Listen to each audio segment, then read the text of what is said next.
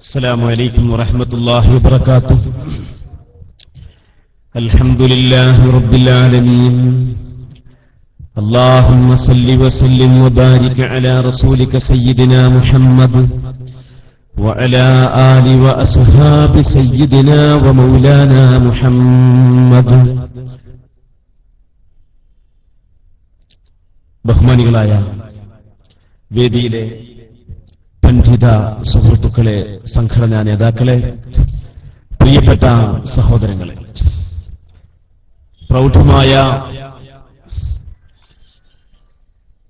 പ്രഭാഷണം നമ്മൾ കേട്ടു. ഇവിടെ സംഘടിപ്പിക്കപ്പെട്ടിട്ടുള്ളത് മുഖാമുഖമാണ്. നമ്മുടെ മുഖാമുഖത്തിന്റെ ശരിയായ സ്വഭാവം ഇസ്തിഖാമയുടെ സംസ്ഥാന ജനറൽ കൺവീനർ ഉത്തരവാദിത്തത്തോടുകൂടി നിങ്ങളോട് പറഞ്ഞു. ഇവിടെ ആരെങ്കിലും അടിച്ചു തോൽപ്പിക്കലല്ല ലക്ഷ്യം. തെറ്റിദ്ധരിച്ചതിന്റെ പേരിൽ, അതല്ലെങ്കിൽ ഏതോ മൗലവിമാരെ അന്ധമായി അനുകരിച്ചതിന്റെ പേരിൽ സത്യത്തിൽ നിന്നൊരുപാട് അകന്ന് ജീവിച്ചുകൊണ്ടിരിക്കുന്ന നമ്മുടെ സഹോദരങ്ങളെ, അവരുടെ മനസ്സിൽ നീറിപ്പുകഞ്ഞുകൊണ്ടിരിക്കുന്ന പല ചോദ്യങ്ങളും സംശയങ്ങളും വിമർശനങ്ങളും അവർക്ക് ചോദിക്കാനും പഠിക്കാനും പകർത്തുവാനുമുള്ള സുതാര്യമായ വിശാല കാഴ്ചപ്പാടുള്ള പ്രബുദ്ധമായ ഒരു സദസ്സാണ് ഇവിടെ സംഘടിപ്പിച്ചിട്ടുള്ളത്. ഇവിടെ ആരെങ്കിലും തോൽപ്പിക്കൽ ലക്ഷ്യമല്ല.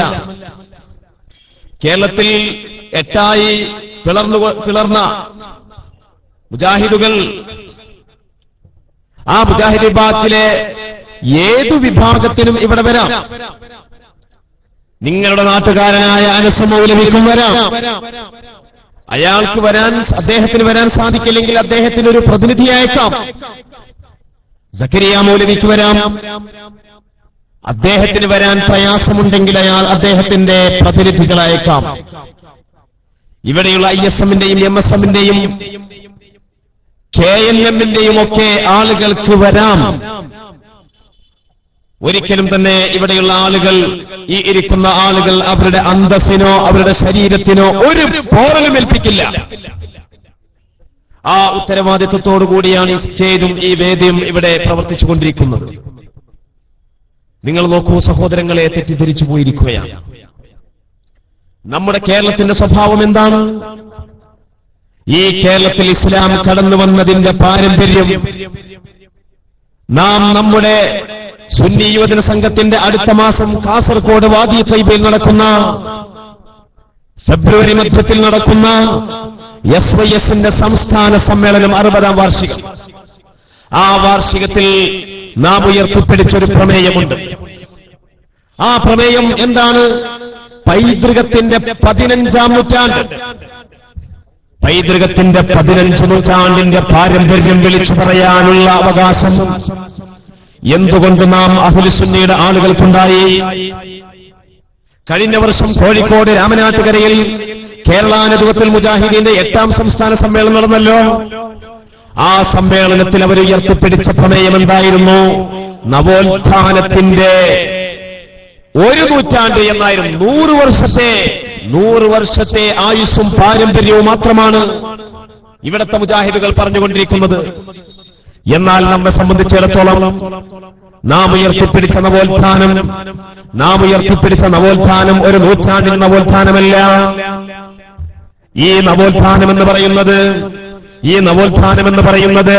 15 നൂറ്റാണ്ടിന്റെ പഴക്കമുള്ള നവോത്ഥാനമാണ്. അള്ളാഹുവിന്റെ റസൂലിന്റെ ആ ശറഫാക്കപ്പെട്ട സാന്നിധ്യത്തിൽ നിന്ന് ഇസ്ലാമതം സ്വീകരിച്ച ബഹുമാനപ്പെട്ട സഹാബത്ത് ആ റസൂലിന്റെ വഫാത്തിന് മുമ്പ് തന്നെ കേരളത്തിൽ വരികയും അവരുടെ പള്ളികൾ സ്ഥാപിക്കുകയും ചെയ്യുകയുണ്ടായി. അവർ സ്ഥാപിച്ച പള്ളികളിൽ നിങ്ങളൊന്ന് പരിശോധിച്ചു നോക്കൂ. ഏതെങ്കിലും ഒരു പള്ളിയിൽ, കൊടുങ്ങല്ലൂരിലെ ചേരമാൻ പള്ളിയാവട്ടെ, മംഗലാപുരത്തെ മാലിക്കുദ്ദീനാർ പള്ളിയാവട്ടെ, അന്നവർ സ്ഥാപിച്ച 10-12 പള്ളികളുണ്ടല്ലോ. ആ പള്ളികളിൽ ഏതെങ്കിലും ഒരു പള്ളിയിൽ ലേഡീസ് ഒള്ളി എന്ന് പറഞ്ഞിട്ട് പെണ്ണുങ്ങൾക്ക് പള്ളിയിൽ വരണേ എന്ന് പറഞ്ഞിട്ടൊരു ആഹ്വാനം ഉണ്ടായിട്ടുണ്ടോ? പെണ്ണുങ്ങളെ നിങ്ങൾ പള്ളിയിൽ 5 വക്ത് നിസ്കാരത്തിന് വരണമെന്ന് പറഞ്ഞിട്ടുണ്ടോ? ഒരു നാട്ടിൽ ഇസ്ലാമും മുസ്ലിങ്ങളും ഉണ്ടെന്നറിയിക്കുന്ന 5 നേരത്തെ ഫർദ് നിസ്കാരത്തിന്റെ ജമാഅത്തുകളെ പരസ്യമായി നിർവഹിച്ചിട്ടില്ലെങ്കിൽ ആ നാട്ടിലുള്ള മുഴുവൻ പുരുഷന്മാരെയും അല്ലാഹു തആല നരകത്തിലിട്ട് ശിക്ഷിക്കും. സ്ത്രീകൾക്ക് ആ പ്രശ്നമില്ല.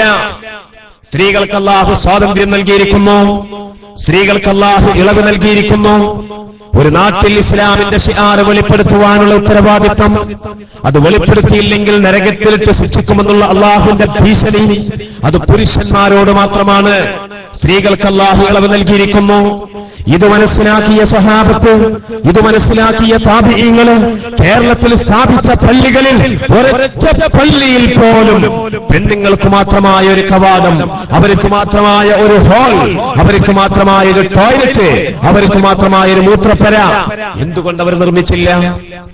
എന്തുകൊണ്ട് സ്ത്രീകൾക്ക് റിസർവ് ചെയ്തൊരു ഭാഗം പള്ളിയിലുണ്ടായില്ല?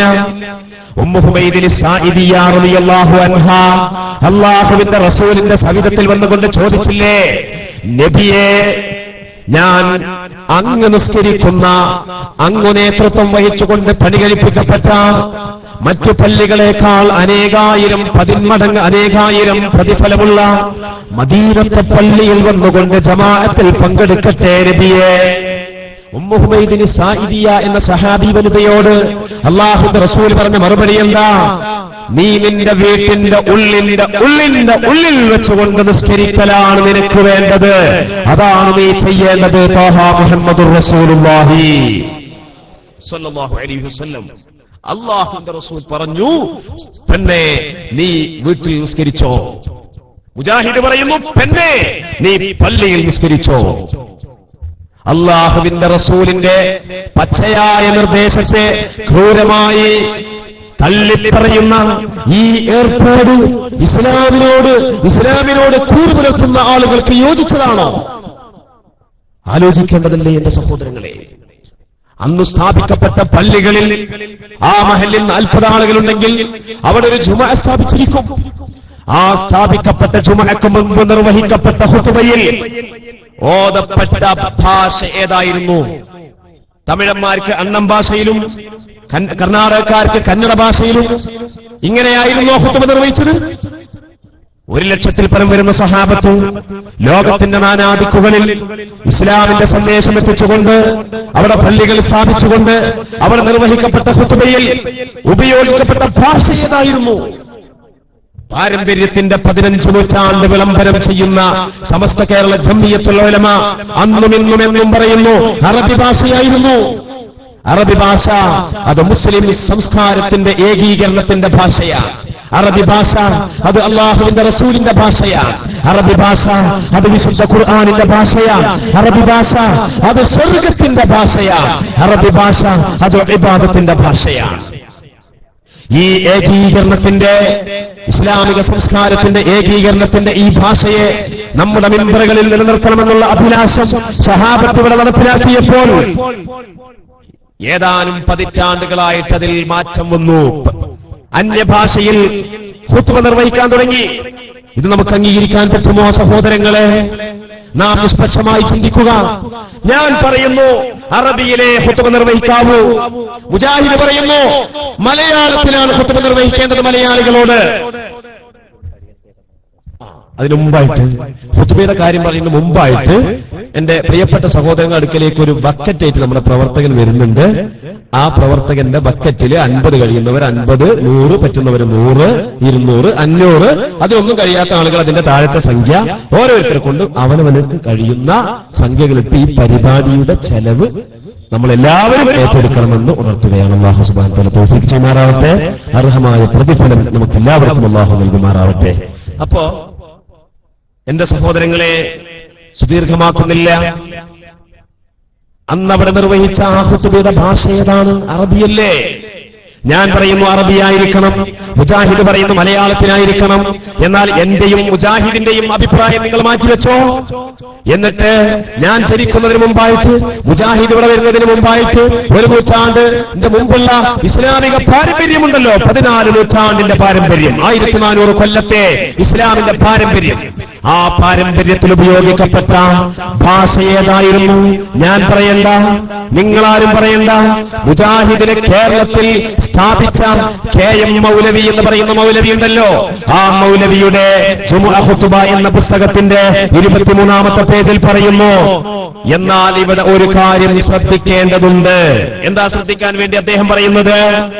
നബിയോ സ്വഹാബത്തോ സച്ചരിതരായ മുൻഗാമികളോ ജുമുഅ ഖുതുബയുൾപ്പെടെയുള്ള മതപരമായ പ്രാധാന്യമുള്ള ഖുതുബകളിൽ ഒരിടത്ത് പോലും അറബിയല്ലാത്ത ഭാഷ ഉപയോഗിച്ചിട്ടേയില്ല. സ്വഹാബത്ത് ഉപയോഗിച്ചിട്ടില്ല, താബിഈങ്ങൾ ഉപയോഗിച്ചിട്ടില്ല, ഇതുവരേക്കുമുള്ള ആരും ഉപയോഗിച്ചിട്ടില്ല. നാം അവിടെ നിന്നാ പോരെ, ഖൈറുൽ ഖുറൂനി ഖർനി സുമ്മ അല്ലദീന യലൂനഹും സുമ്മ അല്ലദീന യലൂനഹും. ഉത്തമ നൂറ്റാണ്ട്, ഉത്തമ തലമുറ എന്റെ തലമുറയാണ്, പിന്നെ താബിഈങ്ങളെ തലമുറയാണ്, പിന്നെ താബിഈങ്ങളെ തലമുറയാണ് എന്ന് അല്ലാഹുവിന്റെ റസൂൽ പഠിപ്പിച്ച ആ സലഫ് സ്വാലിഹീങ്ങളാരും തന്നെ എന്തേ അവർ അറബിയല്ലാത്ത ഭാഷയിൽ ഖുതുബ നിർവഹിച്ചില്ല? ഇത് ബുദ്ധിയോടെ നമ്മൾ ചോദിക്കേണ്ട, ചിന്തിക്കേണ്ട, ചരിത്രബോധമുള്ള ആളുകൾ മനസ്സിലാക്കേണ്ടത് ചോദ്യമല്ലേ? എന്താ എന്റെ മുജാഹിദിന്റെ സുഹൃത്തുക്കൾ ഇത് മനസ്സിലാക്കാത്തത്? ഓരോന്നും നിങ്ങൾ പരിശോധിച്ചു നോക്കൂ. ഹിജ്റ 13-ാമത്തെ വർഷത്തിൽ അധികാരമേറ്റ മഹാനായ ഉമർ ഇബ്നുൽ ഖത്താബ് റളിയല്ലാഹു അൻഹു 14-ാമത്തെ വർഷത്തിൽ മദീനത്തെ പള്ളിയിൽ ചെന്നപ്പോൾ ആളുകൾ ഇങ്ങനെ ഒറ്റക്കൊറ്റക്കായിട്ട് തറാവീഹ് നിസ്കരിക്കാം. ആ സമയത്ത് തന്റെ ഭൃത്യനോട്, തന്റെ കൂടെ വന്ന ആളോട് ഉമർ ഇബ്നുൽ ഖത്താബ് തങ്ങൾ പറയാണ്, ഈ ആളുകളെ എല്ലാവരെയും ഒരു ഇമാമിന്റെ കീഴിൽ ഞാൻ ഒരുമിച്ച് കൂട്ടുകയായിരുന്നെങ്കിൽ ലകാന ഖൈറൻ ലഹും, അത് വളരെ ഉത്തമമാകുമല്ലോ. അങ്ങനെ ഉബയ്യ് ഇബ്നു കഅബ് റളിയല്ലാഹു അൻഹുവിന്റെ നേതൃത്വത്തിൽ തറാവീഹിനെ പുനരേകീകരിച്ചപ്പോൾ ആ നിസ്കാരത്തിൽ അന്നത്തെ സ്വഹാബത്ത് ഐക്യകണ്ഠേന അഭിപ്രായ വ്യത്യാസമില്ലാതെ സർവരാലും അംഗീകരിക്കപ്പെട്ടുകൊണ്ട് നിർവഹിക്കപ്പെട്ട തറാവീഹിൽ എത്ര റക്അത്ത് നിസ്കരിച്ചു? എത്ര റക്അത്താണ് നിസ്കരിച്ചത്? 8 ആണോ? 11 ആണോ? വട്ടപൂജ്യമാണോ? അല്ല, അവർ നിസ്കരിച്ചത് ഞങ്ങൾ സഹാബത്തായിരുന്നു. ഫീ സമനി ഉമർ ഇബ്നുൽ ഖത്താബ് റളിയല്ലാഹു അൻഹു, ഉമർ ഇബ്നുൽ ഖത്താബ് റളിയല്ലാഹു അൻഹു കാലത്ത് യുസല്ലി തറാവീഹ 20 റക്അ. തറാവീഹ് നിസ്കരിച്ചത് 20 റക്അത്തായിരുന്നു. ഇതാരാ പറയുന്നത്? സ്വഹാബത്ത് പറയുന്നു. അത് തന്നെയാണ് നമ്മളിപ്പോഴും പറയുന്നത്.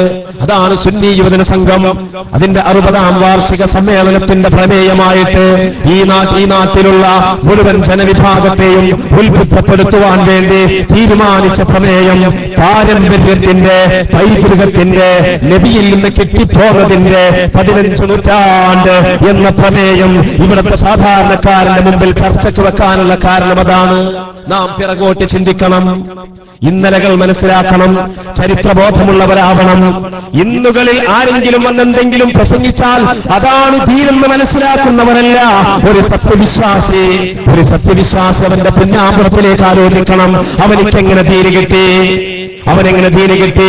അല്ലാഹുവിൽ നിന്ന് ജിബ്രീലിലൂടെ, റസൂലിലൂടെ, സ്വഹാബത്തിലൂടെ, താബിഈങ്ങളിലൂടെ, താബിഈങ്ങളിലൂടെ, ഇമാമിയങ്ങളിലൂടെ, ഔലിയാക്കളിലൂടെ, അംബിയാക്കളിലൂടെ, സ്വാലിഹീങ്ങളിലൂടെ, ശുഹദാക്കളിലൂടെ, മഹാന്മാരായ മുൻഗാമികളിലൂടെ കൈമാറിപ്പോന്ന സത്യദീനിനെ വല്ലിപ്പുള്ളിക്ക് വ്യത്യാസമില്ലാതെ ഇവിടെ സംരക്ഷിക്കുവാനുള്ള ബാധ്യത എന്റെ മുഅ്മിനീങ്ങളെ നമ്മളേറ്റെടുക്കണം. അതിന്റെ ഇടയിൽ ചോദ്യകർത്താക്കൾ ആരുണ്ടെങ്കിലും വരട്ടോ. ഞാൻ ആര് ചോദ്യത്തിനോട് വന്നാലും എന്റെ പ്രസംഗം നിർത്തും. ചോദ്യകർത്താക്കൾ ആരുണ്ടെങ്കിലും വരാം. ആരും പേടിച്ചോടൊന്നും വേണ്ട. ഇവിടെ ആരൊന്നും കാട്ടൂല. ഇത് കൊത്തി തിന്നുന്ന മൂർഖം പാമ്പൊന്നുമല്ല. അങ്ങനെയൊന്നും ആരും മനസ്സിലാക്കണ്ട. അതുകൊണ്ട് എന്റെ സഹോദരങ്ങളെ ചുരുക്കട്ടെ, നാം ദിക്റിലൂടെ, സ്വലാത്തിലൂടെ അല്ലാഹുവിലേക്ക്, അവന്റെ റസൂലിലേക്ക് അടുക്കേണ്ടുന്ന ആളുകളാണ്. ദിക്റിലൂടെ അല്ലാഹുവിലേക്ക് അടുക്കുമ്പോൾ സ്വലാത്തിലൂടെ അല്ലാഹുവിന്റെ മഹബ്ബത്തിലേക്ക് നാം പോകണം. ഞാനൊരൊറ്റ സംഭവം പറയട്ടെ. അല്ലാഹുവിന്റെ റസൂൽ സ്വല്ലല്ലാഹു അലൈഹി വസല്ലം തങ്ങൾ ഒരു യുദ്ധം കഴിഞ്ഞ് മടങ്ങുന്ന ഘട്ടത്തിൽ മഹാനായ ജിബ്രീൽ അലൈഹിസ്സലാം ഇറങ്ങി വരികയാണ്. എന്നിട്ട് പറയുകയാണ്, നബിയേ, മദീനയിൽ അങ്ങയുടെ സ്വഹാബി മരണപ്പെട്ടിട്ടുണ്ട്. ആ വിവരം അറിയിക്കാനാണ് ഞാൻ വന്നിട്ടുള്ളത്. ആ സ്വഹാബിയുടെ പേര് മുആവിയ എന്നാണ്. ആ സ്വഹാബി മരണപ്പെട്ടിരിക്കുന്നു നബിയെ. അങ്ങയുടെ യുദ്ധത്തിൽ വിജയിച്ച് തിരിച്ചു പോകുമ്പോൾ അങ്ങ് ഈ വിവരം ഞാൻ അറിയിക്കാൻ വേണ്ടി വന്നതാണ് നബിയെ. അതുകൊണ്ട് ആ സ്വഹാബിയുടെ മേൽ നമുക്ക് മയ്യിത്ത് നിസ്കരിക്കണം നബിയെ. അങ്ങ് ഇമാമത്ത് നിൽക്കണം നബിയെ. ഞങ്ങൾ 70,000 മലക്കുകൾ ആകാശത്തു നിന്ന് ഇറങ്ങി വന്നിട്ടുണ്ട് നബിയെ. അങ്ങയുടെ പിന്നാലെ മഅ്മൂമായി ഞങ്ങൾ നിസ്കരിക്കാൻ വന്നിരിക്കുകയാണ് നബിയെ. അല്ലാഹുവിന്റെ റസൂൽ സ്വല്ലല്ലാഹു അലൈഹി വസല്ലമ തങ്ങൾ ഇമാമായി മയ്യിത്ത് നിസ്കരിക്കുകയാണ്. ജിബ്രീൽ അലൈഹിസ്സലാം തന്റെ 2 ചിറകിലെയും 2 പർവ്വതത്തിലേക്ക് തട്ടുമാർ വിധത്തിൽ വരികയാണ്. 70,000 മലായികത്തുകൾ റസൂലിന്റെ പിന്നാലെ മയ്യിത്ത് നിസ്കാരത്തിന് അണിനിരക്കുകയാണ്. മയ്യിത്ത് നിസ്കാരം കഴിഞ്ഞതിനു ശേഷം റസൂലുള്ളാഹി സ്വല്ലല്ലാഹു അലൈഹി വസല്ലം ജിബ്രീൽ അലൈഹിസ്സലാമിനോട് ചോദിച്ചു, അല്ലയോ ജിബ്രീൽ, എന്തിനാണ് മുആവിയ എന്ന ഈ സ്വഹാബി മരണപ്പെട്ടപ്പോൾ നിങ്ങൾ വാനലോകത്തിൽ നിന്ന് ഇത്ര 10,000 മലക്കുകളുടെ സാന്നിധ്യത്തിൽ മയ്യിത്ത് നിസ്കാരത്തിന് വേണ്ടി എന്നോട് നിർദ്ദേശിച്ചതെന്തിനാണ് ജിബ്രീൽ? ആ സമയത്ത് ജിബ്രീൽ അലൈഹിസ്സലാം ഒരു രഹസ്യം വെളിപ്പെടുത്തുകയാണ്. ഒരു രഹസ്യം. നബിയെ, അങ്ങയുടെ ആ സ്വഹാബി മുആവിയ ചില്ലറക്കാരനല്ല. മുആവിയത്ത് ബിൻ മുആവിയത്തുൽ മുസനി എന്ന് പറയുന്ന ആ സ്വഹാബി ചെറിയ മനുഷ്യനല്ല. ആ മനുഷ്യൻ തന്റെ ജീവിതത്തിലുടനീളം താൻ നടക്കുമ്പോഴും ഇരിക്കുമ്പോഴും കിടക്കുമ്പോഴും യാത്ര ചെയ്യുമ്പോഴും എല്ലാം തന്നെ വിശുദ്ധ ഖുർആനിലെ ഏറ്റവും ശറഫേറിയ ഒരു സൂറത്ത് പതിവാക്കാറുണ്ടായിരുന്നു. അതാണ് സൂറത്തുൽ ഇഖ്ലാസ്. ഖുൽ ഹുവല്ലാഹു അഹദ്.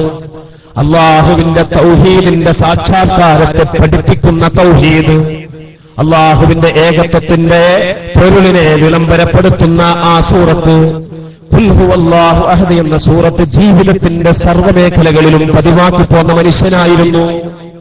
നിങ്ങൾ നോക്കണം, ആരാരും അറിയാതെ വിശുദ്ധ ഖുർആനിൽ നിന്ന് ചെറിയ ഒരു സൂക്തം ജീവിതത്തിൽ പതിവാക്കിയപ്പോൾ ആ സ്വഹാബി മരിച്ചപ്പോൾ ആ മരണവാർത്ത അറിയിക്കാൻ വേണ്ടി വന്നതാരാണ്?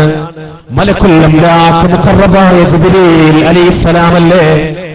എന്നിട്ട് 70,000 മലക്കുകളല്ലേ മയ്യിത്ത് നിസ്കരിച്ചത്. ആ നിസ്കാരത്തിന് പുണ്യനബിയല്ലേ ഇമാമത്ത് നിന്നത്. ആ ഒരു സൗഭാഗ്യം ലഭിച്ചതെങ്ങനെയാ? ജീവിതത്തിൽ അല്ലാഹുവിന്റെ കലാമിനെ പതിവാക്കിയത് കൊണ്ടല്ലേ. അപ്പൊ അല്ലാഹുവിന്റെ കലാമിനെ നമ്മൾ പതിവാക്കണം, അവന്റെ ദിക്റിനെ നമ്മൾ പതിവാക്കണം, അല്ലാഹുവിന്റെ റസൂലിന്റെ മേൽ സ്വലാത്ത് നമ്മൾ പതിവാക്കണം. മൻ സല്ലാ അലയ്യ സ്വലാത്തൻ സല്ലല്ലാഹു അലൈഹി ബിഹാ അശ്റാ.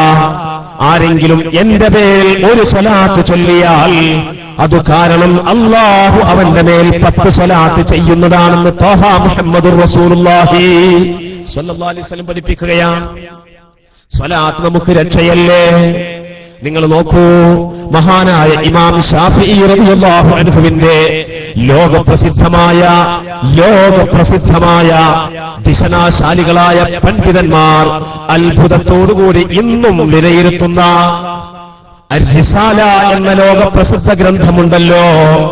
ആ ഗ്രന്ഥത്തിന്റെ മുഖദ്ദിമയിൽ മഹാനായ ശാഫിഈ ഇമാം റസൂലിന്റെ മേൽ ഒരു സ്വലാത്ത് ചൊല്ലുന്നുണ്ട്. ഇതുവരെ ആരും ചൊല്ലാത്തൊരു സ്വലാത്താണ്.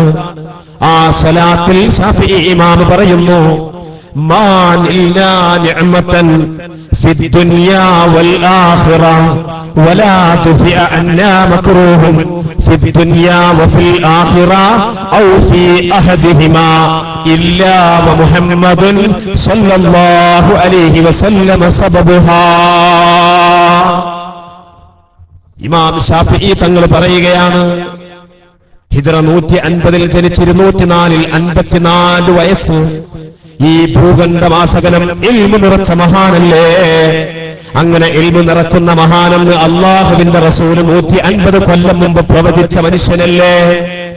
ആ ശാഫിഈ ഇമാം പറയുകയാണ്, മാ ദിൽനാ നിഅമതൻ ഫി ദുനിയാ വൽ ആഖിറ വലാ തുഫിഅ അന്നാ മക്റൂഹുൻ ഫീഹിമാ ഔ ഫീ അഹദിഹിമാ ഇല്ലാ മുഹമ്മദുൻ സ്വല്ലല്ലാഹു അലൈഹി വസല്ലം സബബുഹാ.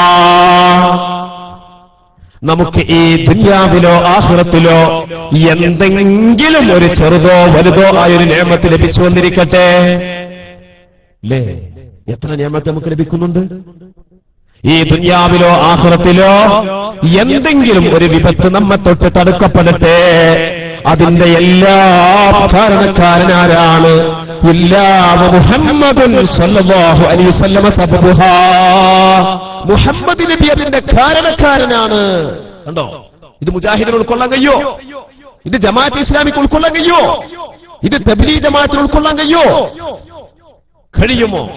അതല്ലേ സഹീഹുൽ ബുഖാരിയിൽ ഇസ്തിസ്ഖാഇന്റെ അധ്യായത്തിൽ കാണാം, അല്ലാഹുവിന്റെ റസൂൽ സഹാബത്തിനെ കൊണ്ട് ആലപിപ്പിക്കുകയാണ് കേൾക്കാൻ വേണ്ടി. എന്താ? വഅബിയാദ യുസ്തസ്ഖൽ വമാമൂബി ബിവജിഹിഹി സിമാലൽ യതാമാ ഇസ്മതൽ ലിൽ അറാബിലി.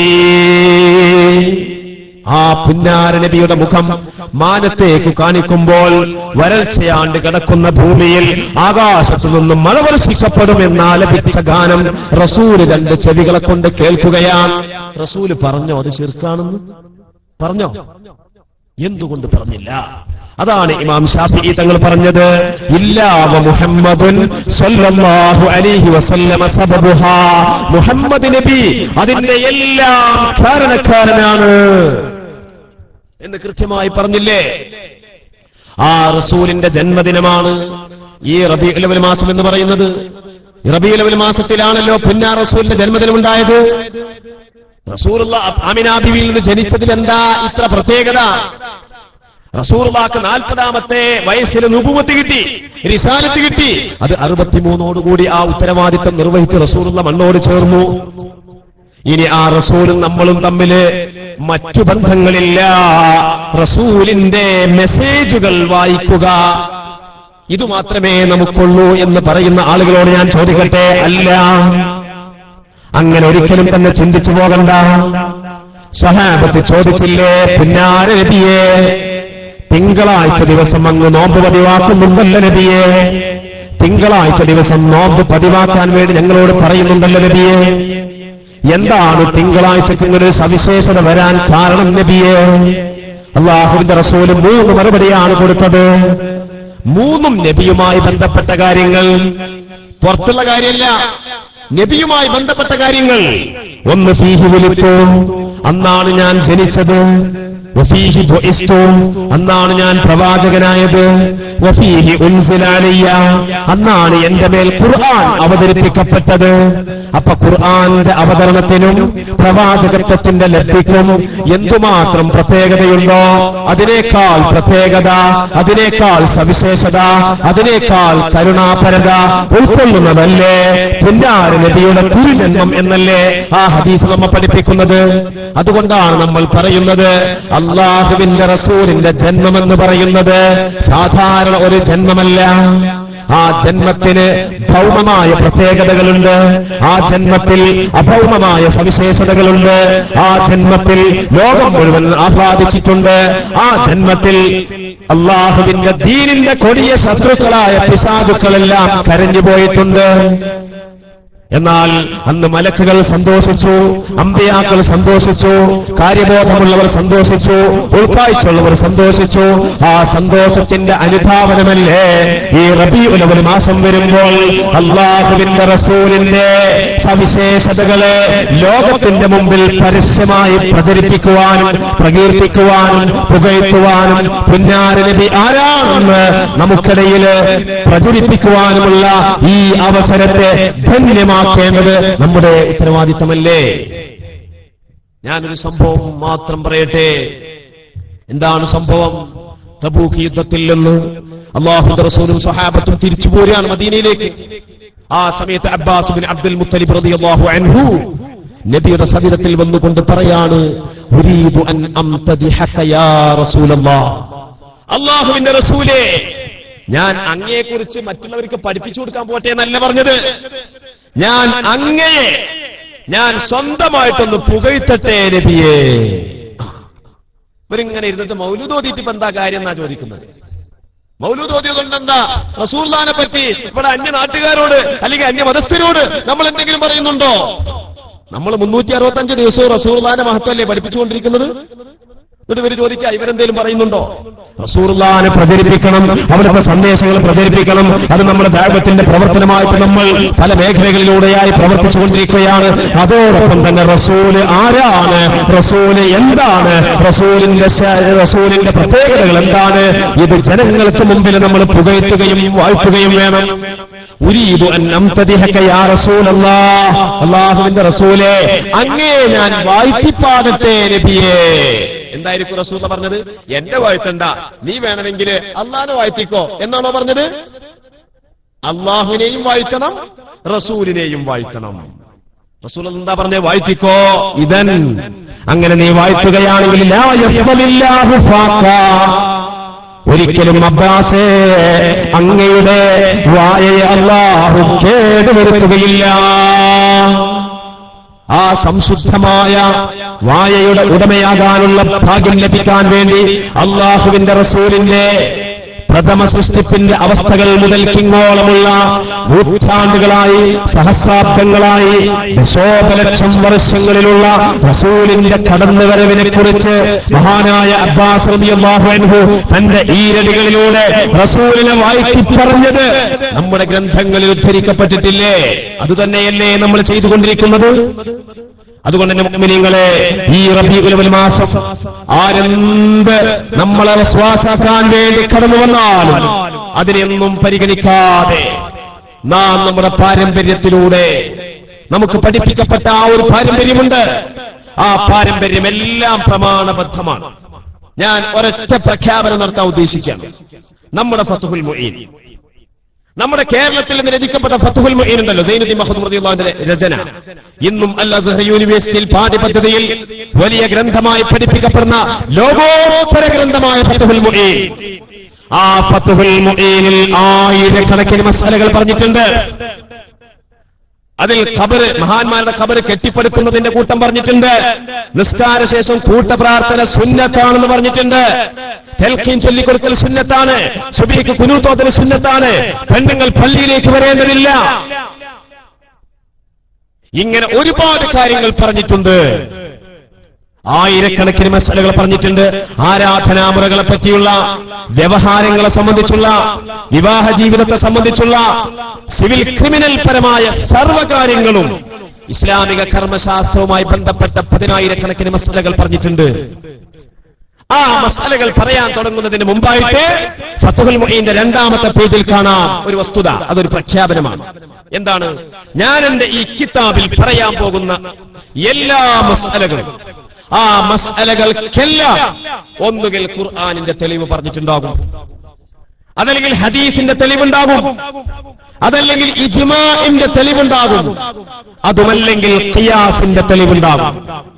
ഈ നാലാലൊരു രൂപത്തിൽ തെളിവില്ലാത്തൊരു മസ്അല, നാലാലൊരു രൂപത്തിൽ തെളിവില്ലാത്തൊരു മസ്അല, വസ്തിംദാദുഹു മിനൽ കിതാബി വസ്സുന്നതി വൽ ഇജ്മാഇ വൽ ഖിയാസി, ഖുർആനിന്റെയോ ഹദീസിന്റെയോ ഇജ്മാഇന്റെയോ ഖിയാസിന്റെയോ പിൻബലമില്ലാത്ത ഒരൊറ്റ മസ്അലയും എന്റെ കിതാബിലില്ല എന്ന് മഹാനായ സയ്യിദുദ്ദീൻ മഖ്ദൂം റളിയല്ലാഹു അൻഹു തന്റെ ഫത്ഹുൽ മുഈൻ പറയാം. ആ ഫത്ഹുൽ മുഈൻ എന്തെല്ലാം മസല പറഞ്ഞിട്ടുണ്ട്? മഹാന്മാരുടെ ഖബർ കെട്ടിപ്പടുക്കുന്ന കൂട്ടം പറഞ്ഞിട്ടില്ലേ? അവിടെ സുബ്ഹിക്ക് ഖുനൂത്ത് ഓതുന്ന കാര്യം പറഞ്ഞിട്ടില്ലേ? തറാവീഹിന്റെ റക്അത്തിന്റെ എണ്ണം പറഞ്ഞിട്ടില്ലേ? പെണ്ണുങ്ങളുടെ പള്ളിയിലുള്ള അവരുടെ നിസ്കാരത്തിന്റെ വിധി എന്താണെന്ന് പറഞ്ഞിട്ടില്ലേ? നിസ്കാര ശേഷമുള്ള കൂട്ടപ്രാർത്ഥനയെ പറ്റി പറഞ്ഞിട്ടില്ലേ? ഇങ്ങനെയുള്ള തസ്ബീഹിനെ പറ്റി പറഞ്ഞിട്ടില്ലേ? തൽഖീനെ പറ്റി പറഞ്ഞിട്ടില്ലേ? മരിച്ചവർക്ക് വേണ്ടി അന്നദാനം ചെയ്യുന്നതിനെ കുറിച്ച് പറഞ്ഞിട്ടില്ലേ? മരിച്ചവർക്ക് വേണ്ടി ഖുർആൻ ഓതുന്നതിനെ കുറിച്ച് പറഞ്ഞിട്ടില്ലേ? മരിച്ചവർക്ക് വേണ്ടി ജീവിച്ചിരിപ്പുള്ള ആളുകൾ അവരുടെ പരലോക ഗുണത്തിന് വേണ്ടി ചെയ്യേണ്ടുന്ന കാര്യങ്ങളെക്കുറിച്ച് വിശദീകരിച്ചിട്ടില്ലേ? നമ്മൾ ഇന്ന് ചെയ്തുകൊണ്ടിരിക്കുന്ന സർവ്വ ആചാരങ്ങളും അതിൽ പറഞ്ഞിട്ടില്ലേ? ആ ആചാരങ്ങൾ നബിദിനമാഘോഷമാവട്ടെ, ഏതു ആചാരവും ആ ആചാരങ്ങൾക്ക് ഒന്നുകിൽ ഖുർആനിന്റെ തെളിവുണ്ടാവും, അല്ലെങ്കിൽ ഹദീസിന്റെ തെളിവുണ്ടാകും, അതല്ലെങ്കിൽ ഇജ്മാഇന്റെ തെളിവുണ്ടാകും, അതുമല്ലെങ്കിൽ ഖിയാസിന്റെ തെളിവുണ്ടാകും. ഈ നാലാലൊരു തെളിവ് പറയാത്ത ഒരൊറ്റ മസ്അലയും ലോകത്ത് ഒരൊറ്റ കുട്ടിക്കും കൊണ്ടുവരാൻ കഴിയില്ല. ഉറച്ചു ഞങ്ങൾ പറയും, ആർക്കും പറയാൻ കഴിയില്ല.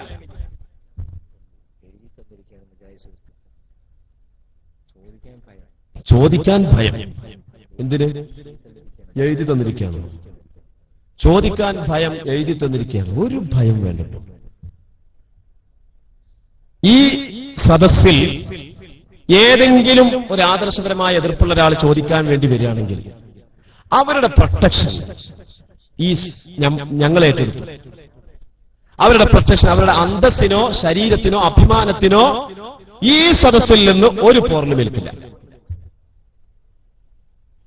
കാരണം അങ്ങനെ ഏൽക്കുകയാണെങ്കിൽ ഈ രംഗാണ് വിടും, പിന്നെ ഈ സ്റ്റേജ് കയറൂല. കാരണം അയാളെ ആരെങ്കിലും എന്തെങ്കിലും കാട്ടാൻ വരുമ്പോൾ നമ്മളാണ് മുന്നിക്ക് ചെല്ലും. അയാളെ കാട്ടാൻ പാടില്ല, എന്നെ കാട്ടിക്കോളി എന്ന് ഞങ്ങൾ പറയും. കാരണം ഇവിടെ ക്ഷണിച്ചു വരുത്തിയ ആളുകളെ അപമാനിച്ചു വിടുന്ന ശൈലി നമുക്കില്ല. സത്യം മനസ്സിലാക്കി കൊടുക്കുവാനുള്ള ദൈവത്തിന്റെ രീതി മാത്രമാണ് നമ്മൾ അവലംബിക്കുന്നത്. അതുകൊണ്ട് ആരും ഭയപ്പെടേണ്ടതില്ല. നിങ്ങൾ ചോദിച്ചോളൂ, നിങ്ങൾ ചോദിച്ചോളൂ. ഞങ്ങൾ സ്നേഹത്തിന്റെ ഭാഷയിലാണ് സംസാരിക്കുന്നത്. പിന്നെന്താ അവിടെ പറഞ്ഞത്? പിന്നെ ഇവിടെ എഴുതി ചോദിച്ചിരിക്കുകയാണ്. റബീഉൽ അവ്വലിൽ മൗലിദ് പാരായണമാണോ ഖുർആൻ പാരായണമാണോ ഉത്തമം? റാത്തീബിനേക്കാളും ഖുർആൻ പാരായണമല്ലേ നല്ലത് എന്നാണ് ചോദ്യം. രണ്ടും ഉത്തമമാണ് എന്നാണ് പറയുന്നത്. രണ്ടും ഉത്തമമാണ്. ഏതാ നല്ലത്? രണ്ടും നല്ലതാണ്. രണ്ടും നല്ലതാണ്.